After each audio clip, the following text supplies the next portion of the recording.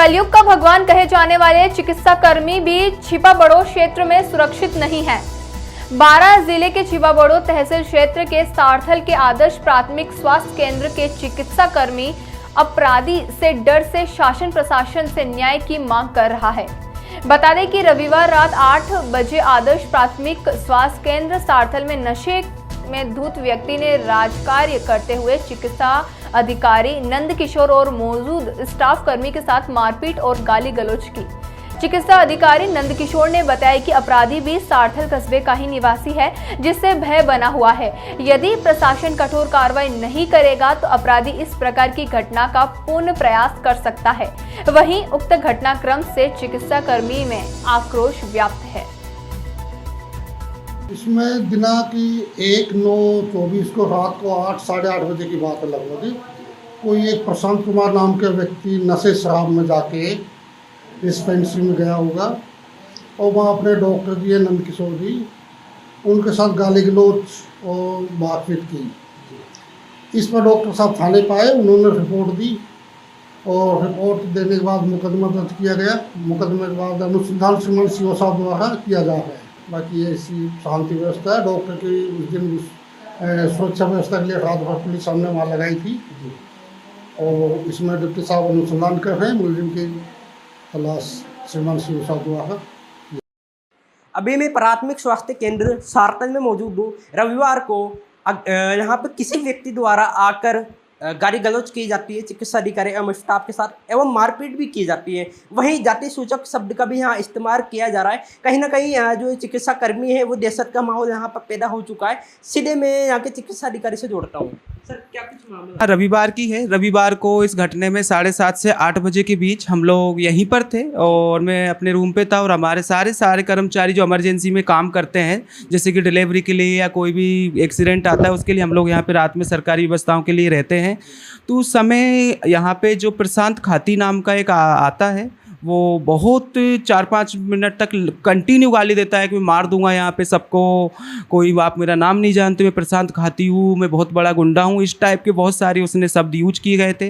तथा पहले 104-108 के रेजिडेंशियल रूम में जाता है और कुछ तोड़फाड़ करता है, फिर उनसे बहुत ज़्यादा गाली देता है, फिर बाहर निकलता है 104-108 रूम पे पत्थरबाजी करता है। उसके बाद मुझे जो है 104-108 के कर्मचारी कॉल करते हैं कि डॉक्टर साहब आप आइए, कोई बहुत ज़्यादा हम लोगों से गाली गलौज जैसे बात कर रहा है और मारने की धमकी भी दे रहा है। मैं आता हूँ, मैं उनसे पूछता हूँ पहले तो कि आपका दिक्कत क्या है, तो बोलता है कि तू यहाँ पे डॉक्टर है। फिर मुझे जाति सूचक शब्द जैसे कि चमार जैसे शब्दों से उसने इस्तेमाल भी किया है और फिर मुझे बोलता है कि मेरा नाम नहीं जानता, मैं प्रशांत खाती हूँ, मैं यहाँ का गुंडा हूँ, मैं आपको उठवा डालूँगा, मार डालूँगा। ऐसा बहुत कुछ प्रकरण है। तथा यहाँ पे हमारे यहाँ देखो इमरजेंसी की व्यवस्था के लिए हम यहाँ पे रुकते हैं और असुरक्षा का बहुत ज़्यादा माहौल यहाँ पे हो गया है। छोटी छोटी वारदात पहले भी हुई हैं और यहाँ पे बहुत ज़्यादा बार बार लोग नशे की हालत में आते हैं और मारने की तथा लड़ाई की धमकी देते रहते हैं। आए दिन यहाँ पे ये धमकियाँ चलती रहती हैं यहाँ पे। और मेरा विनती है कि यहाँ पे जैसे महिला स्टाफ भी रहता है यहाँ पे, रात्रि में यहीं रुकता है, तो उनका भी आक्रोश है कि सर आप तो जब किसी दिन हमारे साथ भी ऐसी घटनाएँ हो सकती हैं। रात में हम लोग डिलीवरी कराते हैं, हम अकेले रहते हैं, हमारे साथ भी छोटे आक्रोश, लोग दारू पी के आते हैं, नशे में आते हैं और बहुत कुछ यहाँ पे मतलब गाली गलौज करके बार बार जाते रहते हैं। और अभी हमारा विनती है कि हम बहुत ज़्यादा असुरक्षित माहौल में यहाँ पे हैं। तो हम लोगों को जैसे कि रात में अभी उस दिन मेरे साथ स्टाफ नहीं होता तो मेरे साथ उस लियादी की थी, उसके ऊपर भी कुछ कर सकता था। तो मैं चाहता हूँ कि सभी प्रशासन और सभी से कि मुझे जो सुरक्षा है या फिर जो यहाँ पे अशांति का माहौल है, इसमें मैं चाहता हूँ कि उच्च कार्रवाई हो तथा हमको सुरक्षा के लिए भी कुछ व्यवस्था की जाए। चिकित्सा कर्मी ही सुरक्षित नहीं है तो आम जन की हाल क्या हो रहा होगा।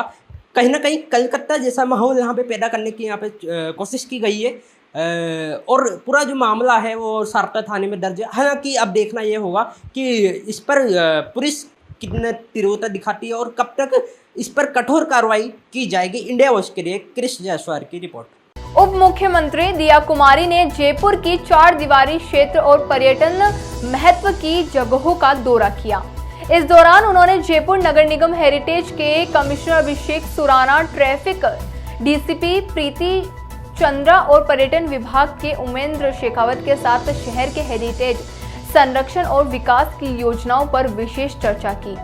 राज्य सरकार ने जयपुर के हेरिटेज संरक्षण के लिए 100 करोड़ रुपए का बजट प्रावधान किया है।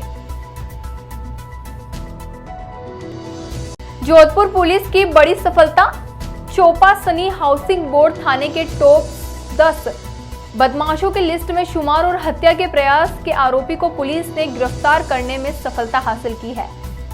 चौपासनी हाउसिंग बोर्ड थाना अधिकारी नितिन दवे ने बताया कि पुलिस ने आरोपी गणपत सिंह पुत्र को गिरफ्तार किया है। आरोपी फलोदी के खारा गांव का रहने वाला है। इसके खिलाफ करीब 12 से 13 मुकदमे दर्ज हैं। बता दें कि पुलिस को आरोपी की लंबे समय से तलाशी थी। थाना चौपासनी हाउसिंग बोर्ड के एक 307 के प्रकरण में एक व्यक्ति को हमने को गिरफ्तार किया, जो हमारे थाना आजा का टॉप 10 में भी शुमार था। उस व्यक्ति का नाम गणपत सिंह सन ऑफ गंगा सिंह राजपूत है, जो खारा पुलिस थाना फलोदी का रहने वाला है। और इस व्यक्ति के खिलाफ 11-12 प्रकरण पहले से भी दर्ज है और आपराधिक प्रवृत्ति का व्यक्ति है। इसको हमने हमारे थाने के 307 के एक मुकदमे में गिरफ्तार किया। जिला कलेक्टर कल्पना अग्रवाल ने कोटपुतली के ग्रामीण इलाकों में स्थित सरकारी स्कूलों, आंगनवाड़ी केंद्रों का निरीक्षण किया। कलेक्टर ने राजकीय उच्च माध्यमिक विद्यालय मलपुरा तथा राजकीय उच्च माध्यमिक विद्यालय गोरदा और गोरदा में स्थित आंगनवाड़ी केंद्र का निरीक्षण किया। इस दौरान कलेक्टर ने शिक्षा विभाग की गतिविधियों की धरातल पर स्कूलों में शैक्षणिक स्तर की जांच की। जिला कलेक्टर ने शिक्षा विभाग की गतिविधियों की धरातल पर क्रियान्वित और स्कूल में शैक्षणिक स्तर की जांच की। वहीं आंगनवाड़ी केंद्रों के बच्चों से भी कलेक्टर ने बातचीत की और वर्कबुक में भी की गई गतिविधियों के बारे में जानकारी ली। मादक पदार्थों की तस्करी के प्रति राज्य सरकार की जीरो टॉलरेंस की नीति के तहत श्रीगंगानगर में आज आदतन तस्कर के अवैध निर्माण पर पुलिस ने बुलडोजर चलाया। जिला पुलिस अधीक्षक गौरव यादव ने बताया कि मादक पदार्थों की तस्करी के आरोपी प्रवीण अरोड़ा के पास पुरानी आबादी क्षेत्र में मादक पदार्थ की तस्करी में पिछले काफी सालों से संलिप्त हैं। इसके खिलाफ पहले भी एनडीपीएस एक्ट में कई मामले दर्ज हैं। इसने अपने मकान के आगे गली में निर्माण करके अतिक्रमण कर रखा था, जिस पर पुरानी आबादी थाना अधिकारी और नगर विकास न्याय के सहयोग से आरोपी प्रवीण अरोड़ा के इस अतिक्रमण को ध्वस्त कर सड़क को अतिक्रमण मुक्त कराया गया।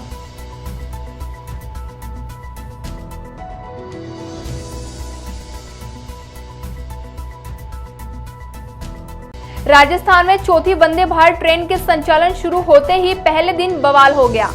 उदयपुर से कोटा होते हुए आगरा के बीच शुरू हुई वंदे भारत ट्रेन के वर्किंग को लेकर विवाद हुआ। इंजन के केबिन में लोको पायलटों के साथ मारपीट की गई और पेटी और थैला इंजन से बाहर फेंक दिया गया। इस दौरान वंदे भारत ट्रेन करीब 15 मिनट तक गंगापुर सिटी स्टेशन पर खड़ी रही। वंदे भारत ट्रेन के संचालन का काम गंगापुर सिटी के रनिंग स्टाफ को कोटा से आगरा तक और आगरा से कोटा तक दिया गया था। गंगापुर सिटी से आगरा रवाना होने के बाद ट्रेन दोपहर 2 बजे आगरा फोर्ट स्टेशन पर पहुंचते ही आगरा फोर्ट के रनिंग स्टाफ और मान्यता प्राप्त यूनियन के नेताओं ने ट्रेन के वर्किंग को लेकर लोको पायलट और सहायक लोको पायलटों के साथ मारपीट कर दी, जिससे वे चोटिल हो गए।